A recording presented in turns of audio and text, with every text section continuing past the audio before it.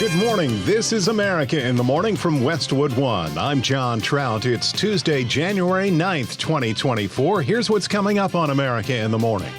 The White House says it will review Defense Secretary Lloyd Austin's lack of disclosure on his hospital stay. I'm Julie Walker. Former President Donald Trump expected in court today as his lawyers argue presidential immunity. I'm Clayton Neville. Hundreds chanted, blocked traffic, and were arrested in New York protesting the Israel-Hamas war.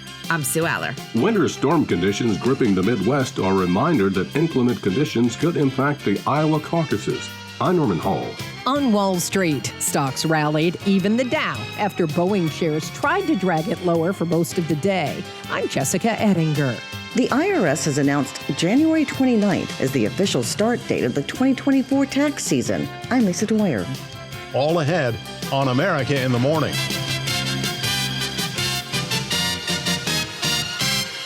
Both former President Trump and many within the GOP are demanding the resignation of Defense Secretary Lloyd Austin over his lack of disclosure after word leaked about his hospital stay, one where members of the Biden administration and the president were unclear as to where he was. Austin under the microscope at the White House, declining to inform those top-level government officials he was hospitalized for an extended stay. More on the story from correspondent Julie Walker. With regard to Secretary Austin, I wasn't aware of his medical issue. In fact, I talked to Lloyd last weekend before this incident.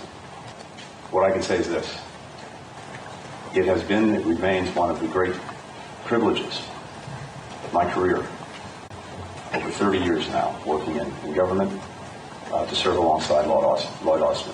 National Security Council spokesman John Kirby told reporters aboard Air Force One the administration will see if procedures need to be changed. We'll do what's akin to a hot wash and try to see if processes and procedures need to be changed at all or modified so that we can learn from this. Secretary Austin was hospitalized Monday, January 1st. President Biden found out Thursday. The President respects the fact that Secretary Austin took ownership for the lack of transparency. Kirby says there's an expectation cabinet members notify up the chain of command. Still, the administration stands by him. There is no plans for anything other than for Secretary Austin to stay in the job and continuing the leadership that he's been demonstrating. Kirby says Austin resumed his duties from the hospital. The Pentagon has refused to offer details about his initial medical procedure on December 22nd and what brought him back. I'm Julie Walker. Former President Donald Trump is expected in court today as his legal team argues presidential immunity. Correspondent Clayton Neville reports. The legal battles are plenty for former President Trump. Several ongoing cases involve allegations that he tried to overturn the results of the 2020 election that he lost to President Biden. When you have that great freedom to challenge, you have to be able to, otherwise you can have very dishonest elections. What has taken place here is a travesty of justice. We did nothing wrong. I did nothing wrong. And everybody knows it. I've never had such support. And that goes with the other ones, too. Trump insists that his political opponents are out to get him. What they're doing is election interference. They're trying to interfere with an election. There's never been anything like it in our country before. This is their way of campaigning. And this is one instance, but you have three other instances. It's election interference. Now, Trump says he'll attend arguments before a three-judge panel in Washington today. That panel ultimately considering whether or not Trump is protected from federal criminal prosecution. His lawyers argue that four of the charges against Trump are unlawful and unconstitutional because they target official acts Trump took as commander-in-chief. Lawyers claim the Constitution would only allow Trump to be criminally prosecuted if first convicted by the Senate after an impeachment trial. In response, special counsel Jack Smith said that idea threatens to license presidents to commit crimes in order to stay in office. I'm Clayton Neville. Security scrambled at the White House after a car crashed into the exterior gate. It happened just before 6 p.m. Monday night when the driver of a car hit the White House barrier near 15th Street and Pennsylvania Avenue. The Secret Service cordoned off the area and took the driver into custody. In a post on X, formerly Twitter, the Secret Service announced They'd be investigating the case and manner of the collision and also said that President Biden was not in the White House at the time of the incident. The car, which appeared to be an SUV, smashed into a barricade at a restricted entrance to the White House grounds. The name of the driver has not yet been released. When we return on America in the Morning, protesters create Carmageddon and winter storm bears down on the Midwest. After these messages.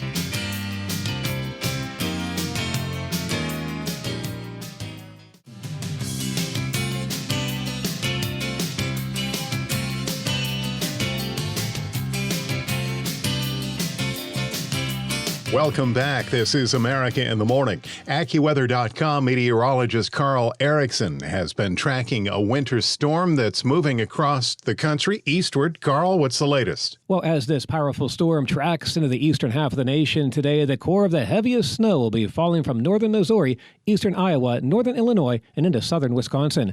By the time the storm begins to pull out of these areas tonight, we expect a large swath of 3 to 6 inches of snow from the upper Midwest into the western Great Lakes states, including cities like Des Moines, Chicago, and Madison. The heaviest band of snow in the 6 to 12 inch range will set up from eastern Nebraska, northern Missouri, Iowa, the northern and western suburbs of Chicago, and southern Wisconsin. Gusty winds in these areas will also cause blowing snow and reduced visibility. This, combined with snow-packed and slippery roads, will make for dangerous travel and likely widespread delays.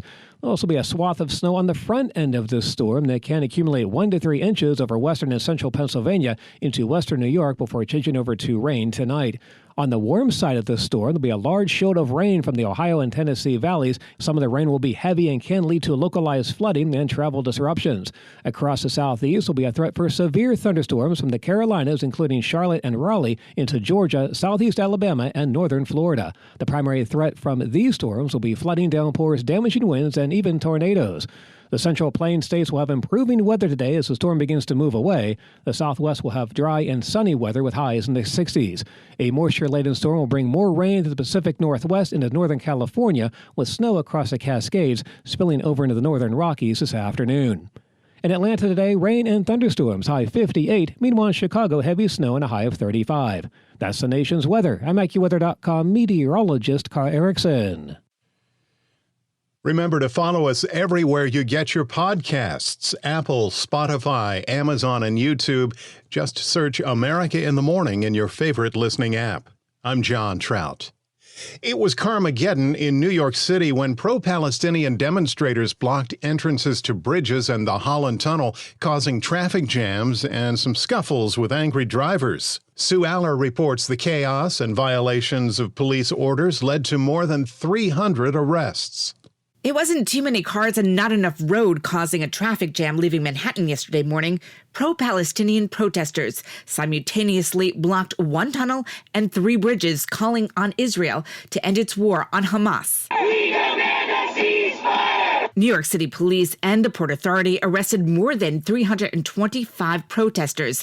Many will face misdemeanor charges with a desk appearance ticket. Some will face more serious charges for blocking the Holland Tunnel, which connects Manhattan to New Jersey, and the Brooklyn, Manhattan, and the Williamsburg bridges, also known as the Lower East River crossings, connecting Manhattan to Brooklyn. New York City Mayor Eric Adams spoke at a midday briefing yesterday. The right to protest does not give one the right to block bridges and tunnels, as we saw this morning. Many New Yorkers who were just trying to go about their business were frustrated. This man spoke to NBC Channel 4 News. You're fighting this in the streets of New York. Nobody cares of nothing. Nobody cares about your feelings in New York. This man spoke to ABC 7 Eyewitness News. This is wrong. This is crazy. People are going to lose their jobs behind this. I'm one of them. I live in Williamsburg. I can't even get home. After about 2 hours, the arrests were made and the bridges and tunnels were reopened. In New York, I'm Sue Aller. A deeper dive now on that winter storm in the Midwest, and a reminder that inclement weather can impact the Iowa caucuses. Correspondent Norman Hall reports. Iowa State University political science professor Max Shelley says turnout at the caucuses is already low and the weather is nice. Shelley says because little is at stake for Democrats, turnout for the party could be in the single digits. It's difficult for exactly that reason under best of circumstances, let alone the occasional blizzard or a nor'easter that hits us here. He predicts about a 20% GOP turnout. Shelley says a big snow dump will dampen turnout even more. It's a problem particularly for folks who live in outlying rural areas. A blizzard there pretty much means you're marooned for a couple of days. Multiple appearances planned for Monday by the Trump campaign had to be canceled. I'm Norman Hall.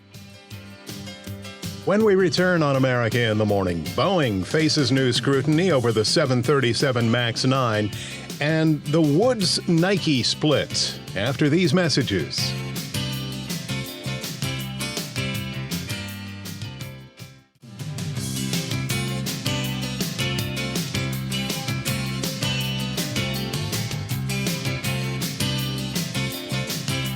Back now on America in the Morning. Thanks for listening. The president of the National Association of Realtors is stepping down, but not for the usual reasons. Tracy Casper announced she's leaving, alleging a blackmail threat. Casper took over as the leader of the 1.5 million member group last August when the former president was ousted amid sexual harassment allegations. Casper said the threat against her came from a past, personal, non-financial matter and reported the incident to law enforcement, but decided it was best to step aside. Here's CNBC's Jessica Ettinger with more in Tuesday Business. Wall Street opens this morning after a rally for stocks yesterday. The Nasdaq soared 2%. Even the Dow popped at the end of the day after being dragged down by Boeing most of the day. Investors are on hold for Thursday's fresh read on inflation with the CPI, the Consumer Price Index for December. The key risk for the market would be a reacceleration in inflation. That's certainly not what priced into the bond market at this time, with 6 cuts forecasted. New Edge Wealth's Cameron Dawson on CNBC. Boeing shares plunged 8% yesterday after the FAA grounded dozens of its 737 MAX 9 jets for urgent safety inspections. A plug door blew out midair Friday during an Alaska Airlines flight, and late yesterday, sources told CNBC.com, United made a discovery. United Airlines has found loose bolts on door plugs of several Boeing 737 MAX 9 planes during inspections. And if that's the case, it raises the question, which is the primary drag on Boeing, which is the quality controls and the lack of them, or appearance of the lack of them, at the Renton, Washington factory. CNBC's Phil LeBeau. Watch Boeing shares again today. The street is selling Boeing because people just say, you know what, more numbers have to come down because of this. The airlines, I mean, we had Southwest Airlines, and they were complaining about Boeing, and then they still went and bought the MAX. And you can sell it. There's no doubt about it. It's bad. But I do think that what's going to happen is that the stock will find a bottom because the system needs Boeing, and this is not going to change things, even though, obviously, if it had been at 30,000 feet and not 16,000 feet, people would have died. CNBC Mad Money host Jim Cramer. Gas prices have fallen again. AAA says the national average for a gallon of regular is now $3.07. A match made in heaven. What's the latest on Tiger Woods and Nike? You know, a lot of people were not surprised that Tiger Woods and Nike are ending their partnership after 27 years. Nike got out of the golf equipment business more than 7 years ago. Woods has been using other brands. Tiger Woods announced that the relationship between he and Nike has apparently ended, saying that over 27 years ago, I was fortunate to start a partnership with one of the most iconic brands in the world. People will ask if there is another chapter. Yes, there will certainly be another chapter. See you in L.A. Since around 2022, in the wake of his accident, his automobile accident, he's tried to make a comeback. He's been spotted in FootJoy golf apparel and wear, at least on the shoe side of things. CNBC's Dominic Chu. On today's watch list, Boeing's CEO holds an all-employee safety meeting. We get earnings from supermarket chain Albertsons. And the Consumer Electronics Show begins in Las Vegas with Media Days. Thank you, CNBC's Jessica Ettinger. IRS guidelines for this year's tax season when America in the Morning returns after these messages.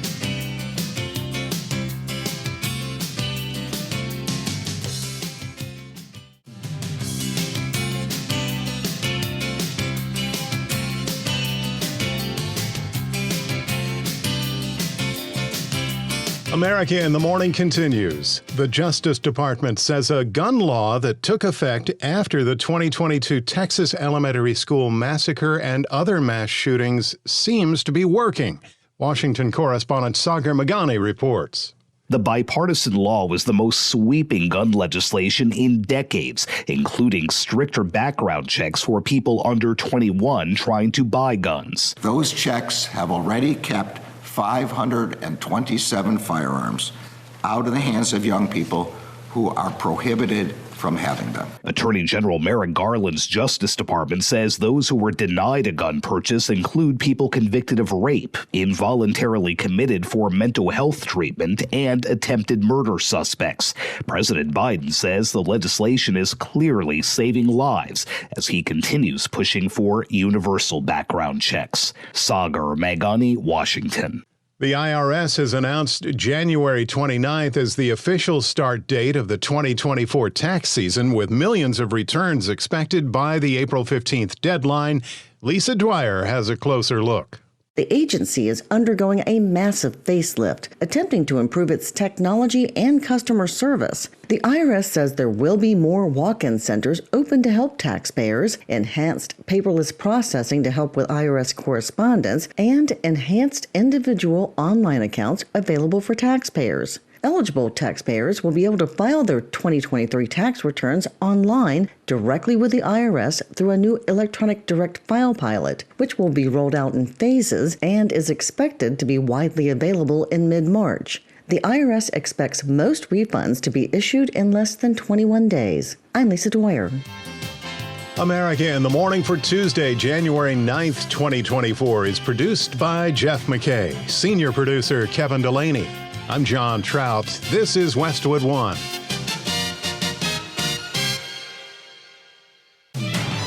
This is America in the Morning from Westwood One. I'm John Trout. Coming up this half hour. The National Transportation Safety Board says a door plug from a Boeing jetliner has been located. I'm Donna Warder. Some pushback on a spending agreement in Congress. I'm Clayton Neville.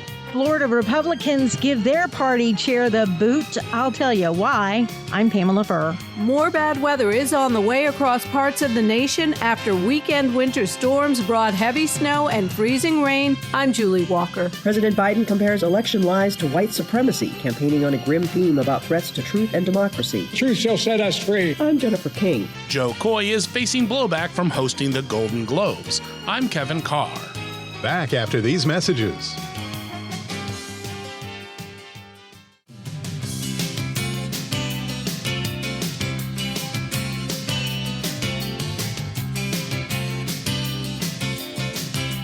Welcome back. This is America in the Morning. In today's national forecast, there's a mixed bag of different storm systems, including some potential severe weather. Here's AccuWeather.com meteorologist Carl Erickson. Well, just about every severe weather threat will be in play today, from heavy snow to flooding rain to severe thunderstorms and even tornadoes. As this powerful storm tracks into the eastern half of the nation today, heavy snow will fall from northern Missouri, eastern Iowa, northern Illinois, and into southern Wisconsin.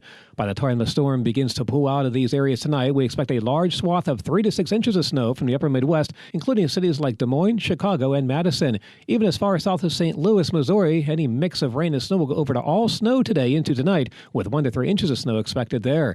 The heaviest band of snow, on the order of 6 to 12 inches, will set up from the eastern Nebraska area, northern Missouri, Iowa, the northern and western suburbs of Chicago, and southern Wisconsin. Gusty winds in these areas will also cause blowing snow and reduced visibility. This, combined with snow-packed and slippery roads, will make for dangerous travel and likely widespread delays. There'll also be a swath of snow on the front end of the storm that can accumulate 1 to 3 inches over western and central Pennsylvania into western New York before that changeover to rain tonight. There can be a brief period of ice in these areas late today before that changeover occurs as well. On the warm side of the storm, there'll be a large shield of rain from the Ohio and Tennessee valleys into the mid-Atlantic. Some of the rain will be heavy and can lead to localized flooding and travel disruptions. Across the southeast will be a threat for severe storms from the Carolinas, including Charlotte and Raleigh, into Georgia, southeast Alabama, and northern Florida. The primary threat from these storms will be flooding downpours, damaging winds, and even tornadoes.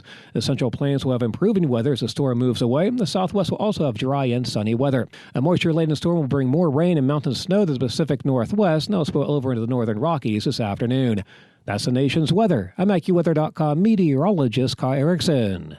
Follow us everywhere you get your podcasts: Apple, Spotify, Amazon, YouTube. Just search America in the Morning in your favorite listening app. I'm John Trout. Passengers were calling it 10 minutes of terror after a bolt that holds panels together came loose on an Alaska Airlines flight over Oregon. Making matters worse, the New York Times reports the incident happened after the airline was warned 3 times about problems with cabin pressure on that plane.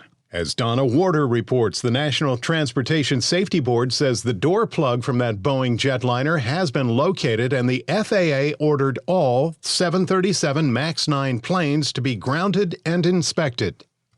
We just heard like a loud bang or like a boom, and I look up and the air masks are like out, popped down, and I look to my left and there's just this huge like gaping hole. Shows you how structurally strong those planes are. You could blow a hole like that because the hole was about as wide as a refrigerator and about 2/3 as high when I finally got to see it later. At a news conference carried by KATU, NTSB Chair Jennifer Homendy says a teacher discovered the lost door plug in his backyard in Portland and sent the photos to the safety board. Investigators will examine the 26 by 40-inch plug for signs of how it broke free Friday from an unused exit as a Boeing 737 MAX 9 cruised about 3 miles over Oregon. Hamidi says the explosive rush of air damaged several rows of seats, pulled insulation from the walls, and ripped the headset off the co-pilot, who had been in the cockpit with a closed door. They hear a bang. They immediately put on their oxygen masks.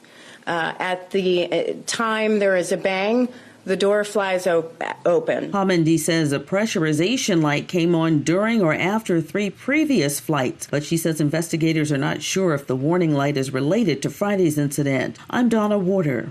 Both Alaska Airlines and United have reported finding loose parts after the FAA ordered all Boeing 737 MAX 9 planes to be inspected, signaling the issues the aircraft maker Boeing faces go beyond that one plane that had an in-flight blowout at 16,000 feet.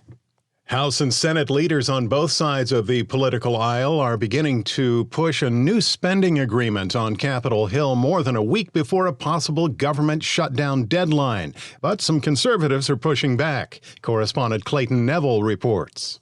The top-line agreement reached by Congress over the weekend is expected to potentially stop a government shutdown. The framework agreement will enable the appropriators to address many of the major challenges America faces at home and abroad.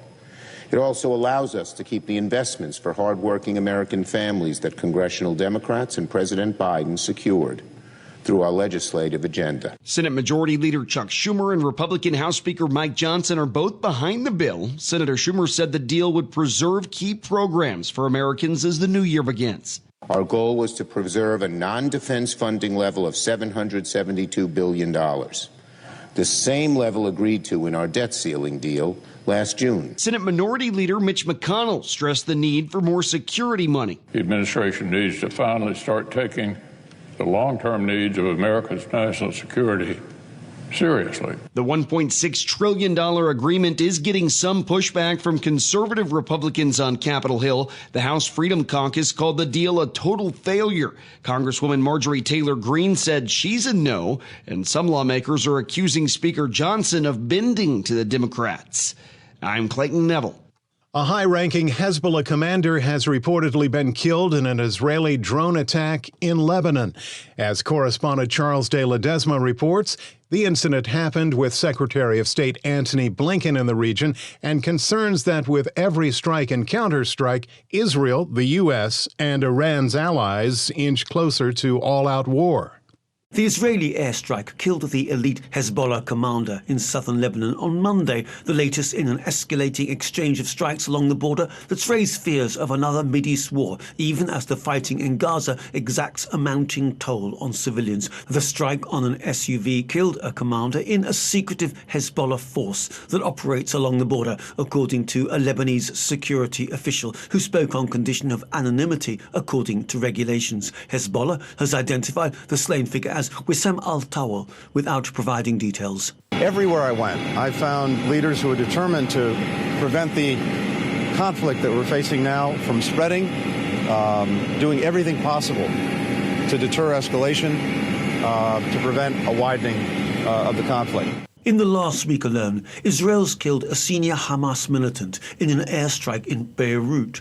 Hezbollah has fired barrages of rockets into Israel. The US has killed a militia commander in Baghdad. And Iran-backed rebels in Yemen have traded fire with the American Navy. Each strike and counterstrike increases the risk of the already catastrophic war in Gaza spilling across the region. And in the decades-old standoff pitting the US and Israel against Iran and allied militant groups, any part could choose an all-out war over a loss of face. As the intertwined chess game grows ever more complicated, the potential for miscalculation rises. I will press on the absolute imperative to do more to protect civilians and to do more to make sure that humanitarian assistance is getting into the hands of those who need it.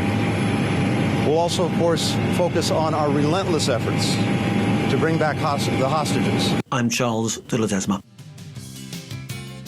Among the stories we're covering next, Florida GOP chair out on his ear, and President Biden evokes white supremacy on the campaign trail. That and more when America in the Morning continues after these messages.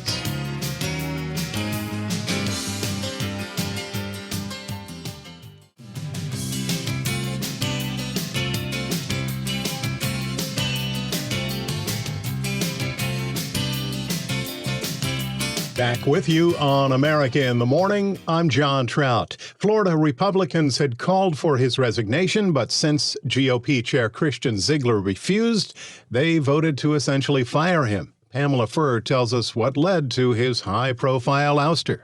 He's accused of rape. That's why, according to police documents, Ziegler and his wife, Bridget, who is a member of the Sarasota School Board, had a sexual relationship with another woman and had planned to meet her at her apartment. But after Bridget was unable to attend, the accuser says Christian showed up anyway and assaulted her. Now, he says the sexual encounter was consensual and has tapes to prove it. The incident was reported to the Sarasota Police Department on October the 4th, and the investigation went public on November 30th.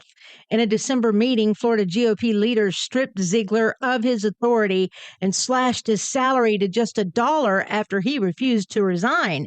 Then during a closed-door emergency meeting in Tallahassee yesterday, the majority of those present voted to oust him. Jack Brill, chairman of the Sarasota County GOP. Let's hope this is the beginning of the end of this really sad journey we've all had to take in the last 3 months. Now, Florida U.S. Representative Matt Gaetz, who also participated in Monday's vote, said he didn't think the scandal would have a lasting effect on the party. This isn't about one person or their frailties. It's about a large infrastructure of committed grassroots volunteers who have delivered victory after victory for Republicans in the Sunshine State. Now, it should be noted neither Christian nor his wife Bridget have been charged with any crime, while the police say the investigation continues. I'm Pamela Furr. More bad weather on the way across parts of the nation after weekend winter storms brought heavy snow and freezing rain to both coasts. Correspondent Julie Walker reports. The sound of heavy wind and rain hitting Key West, where there's some flooding. Just one place affected by the storms moving in, says National Weather Service lead forecaster Bob Oravec. There's winter storm watches and blizzard warnings and winter storm warnings out from the southern high plains up towards the upper Mississippi Valley and also in the cross parts of the Northeast. At the same time, we anticipate the storm's going to have a lot of rain effects with it, flash flooding potential. And he says there could be 8 to 12 inches of snow. Over the weekend, snow in Sierra Nevada shut down a stretch of the interstate and knocked out power. There's blizzard warnings out across much of the Washington and Oregon Cascades and the Elliptic Range of Washington.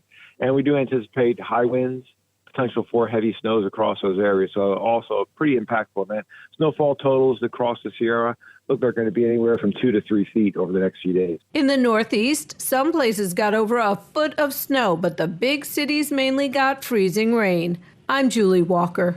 In South Carolina, President Biden compares election lies to white supremacy, campaigning on a grim theme about threats to truth and democracy. Correspondent Jennifer King reports. Our challenge is doing the things that are necessary to make this country's greatness accessible and affordable for all our citizens. We shall know the truth, and the truth shall set us free. Biden spoke from the pulpit of Charleston, South Carolina's Mother Emanuel AME Church, where 9 black churchgoers were shot down in a racist attack in 2015. The word of God was pierced by bullets and hate, rage, propelled by not just gunpowder, but by a poison that's for too long haunted this nation. The president criticized the Republican frontrunner for lying about the election and glorifying rather than condemning political violence. And losers are taught to concede when they lose. And he's a loser. Biden also took a swipe at candidate Nikki Haley, who spent several days on the defensive for not explicitly naming slavery as the root cause of the Civil War. Banning books, denying your right to vote and have it counted, destroying diversity, equality, inclusion all across America. Biden's trying to energize black voters and underscore what he thinks is at stake in the November election. Now they're trying to steal history, telling us that violent mob was, and I quote, a peaceful protest. In the 2020 primary, after a spirited endorsement from Representative James Clyburn, South Carolina helped propel Biden to his party's nomination. Biden's hoping for another strong showing. I'm Jennifer King. An appeal by a major social media platform to release how many times they've received requests from the government for user information has been rejected by the Supreme Court. Here's Chuck Palm with the story in today's Tech Report.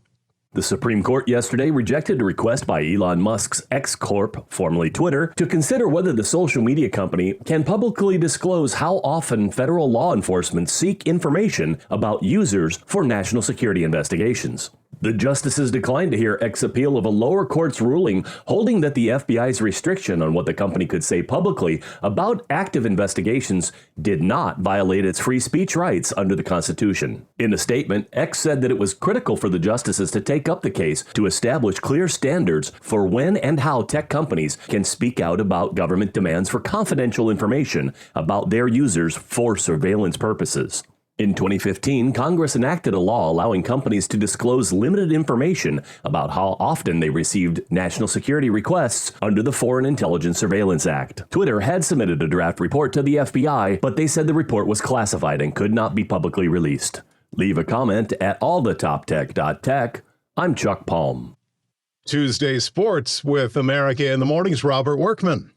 College football's national championship game in Houston last night. Number 1, Michigan wiped out number 2, Washington 34-13 for its first title since 1997. Donovan Edwards ran for first-half touchdowns of 41 and 46 yards. Blake Corum put it away with a pair of fourth-quarter scoring runs. There's so many people making plays out there, and when we needed to play, someone made it, whether it had been myself, whether it had been Will, whether it had been JJ or Donovan. You know, so many guys made plays. The Wolverine defense added a pair of interceptions. They finished the year 15-0. NFL Black Monday, the Commanders sacked Ron Rivera after 4 seasons. The team has not had a winning record since 2016, but Josh Harris, who bought the team last summer, set about changing that by bringing in 2 veteran executives, former Vikings GM Rick Spielman and Bob Myers, who guided the Golden State Warriors to 6 NBA Finals and 4 championships. They will help find a new coach and head of football operations. Early yesterday, the Falcons fired Arthur Smith, so currently there are 5 head coaching openings. NBA Benedict Mathurin hit the deciding free throws with less than a second remaining, and the Pacers shaded the Celtics 133-131. Indiana battled back after All-Star point guard Tyrese Halliburton had to be carried off the floor with a hamstring injury. He'll have an MRI today. Wins for the Jazz, Bulls, Thunder, Clippers, and Heat. Grizzlies guard Ja Morant, who sat out the first 25 games of the season under suspension, is going to miss the rest of the year with a shoulder injury that needs surgery. That's Tuesday Sports. Thank you, Robert. When we return on America in the Morning, how far a joke about Taylor Swift will get you, and actor convicted on assault and harassment charges. Those stories when America in the Morning continues after these messages.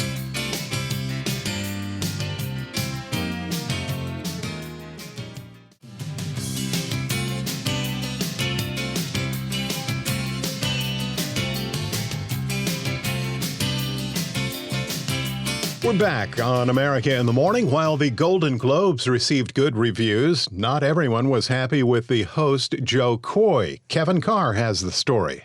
Not everything at the Golden Globes on Sunday went perfectly. While the award show was less freewheeling than in the past, not everyone was happy with host Joe Coy, who noticeably got frustrated when his jokes didn't land well. Yo, I got the gig 10 days ago. You want a perfect monologue? Yo, shut up. You're kidding me, right? One joke that fell flat was directed at Taylor Swift and the NFL. The big difference between the Golden Globes and the NFL, on the Golden Globes, we have fewer camera shots of Taylor Swift. In response, Swift glared while sipping her drink in a clip that has since gone viral. Immediately after the ceremony, Coy spoke about the joke to E.T.'s Danny Directo outside the after-party. Did you see Taylor's reaction to your joke this week? Oh, man. What'd you think? It was cute. I was just saying, it was cute. Coy continued his apology tour on Monday morning's GMA3. It's a tough room. And it was a hard job, I'm not going to lie. To be fair, after a slew of potential comedians refused the gig last fall, Coy was tapped as host less than 2 weeks before the ceremony for a job that usually takes months of preparation. Even controversial past host Ricky Gervais, who won an award for his Netflix stand-up special, had telegraphed he was done with the gig when he hosted in 2020. You'll be pleased to know this is the last time I'm hosting these awards, so I don't care anymore. I'm joking. I never did. Maybe I'll throw my hat in the ring for the host in 2025. I'm Kevin Carr. Actor Jonathan Majors says he was both shocked and afraid after his conviction on assault and harassment in New York last month. Entertainment correspondent Margie Zaraletta has the details. Jonathan Majors was a rising star playing Kang the Conqueror in the Marvel Cinematic Universe. He was convicted last month of assaulting his then-girlfriend, Grace Jabari, during a car ride last March. I wish to God I knew. That would give clarity. That would give me some type of peace about it. Majors tells ABC's Good Morning America he felt the verdict was not possible given the evidence. I'm standing there, and the verdict comes down. I say, how is that possible? Based off the evidence, based off the prosecution's evidence, let alone our evidence. How is that possible? He also says he regrets not breaking off the relationship sooner. I shouldn't have been in the car. I shouldn't have stepped out of the relationship. I shouldn't have been in the relationship. If I'm not in the car, none of this is happening. Jabari's attorney, Brittany Henderson, says in a statement to ABC News that Majors still has a clear lack of remorse for his actions. His sentencing is February 6th. I'm Archie Zaraletta. America in the Morning for Tuesday, January 9th, 2024 is produced by Jeff McKay, senior producer Kevin Delaney. I'm John Trout. This is Westwood One.